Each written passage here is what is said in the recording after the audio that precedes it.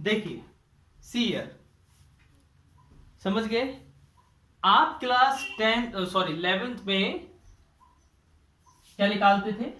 Limit निकालते थे किसी भी फंक्शन की, निकालते थे, बोलो कि नहीं, हाँ या ना, सिंपल सा बोलो।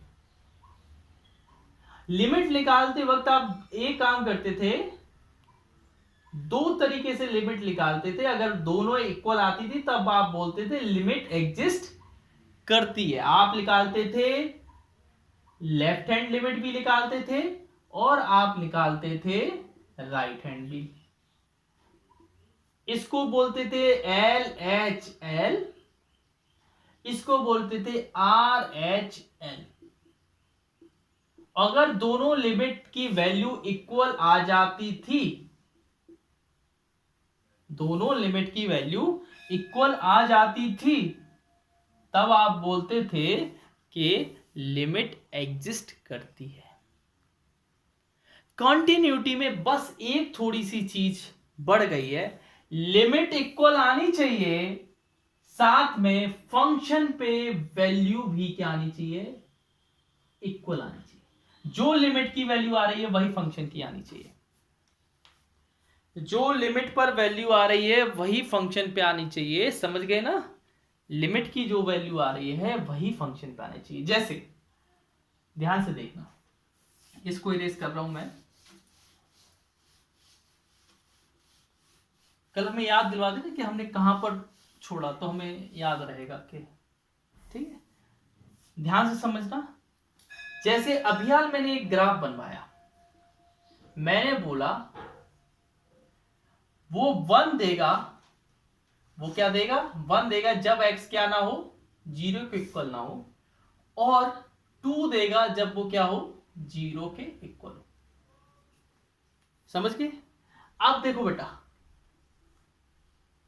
ध्यान से देखना, मैंने इसका ग्राफ कैसे बनाया था? ऐसा बनाया था, यहां से ऐसा गए और इधर गोला वाला, और ऐसा गए और इधर क्या कर दिया था? 2 लिख दिया था। बताओ बनाया था कि नहीं? अरे बोलो, बनाया था कि नहीं? अब हमें ये बताओ, इसकी जो लेफ्ट हैंड लिमिट है, लेफ्ट हैंड लिमिट फंक्शन की 0 पे, 0 ही है ना इधर, 0 पे, 0 से थोड़े पहले जाओ।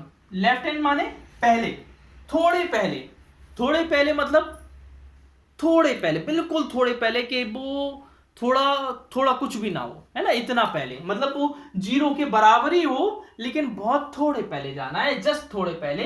तो हमें ये बताओ, 0 के थोड़े पहले फंक्शन की वैल्यू क्या थी? 1 थी बेटा। बेटा ये तो ऊपर तो बाई तो पॉजिटिव ही रहता है ना हमेशा, बाई तो हमेशा फंक्शन की वैल्यू है ना, तो 1 थी। अगर आप उसी फंक्शन की वैल्यू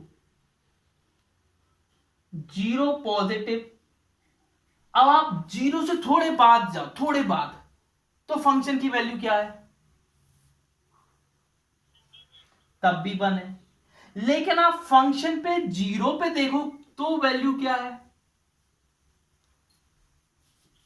2। ये तीनों वैल्यू क्या इक्वल है क्या?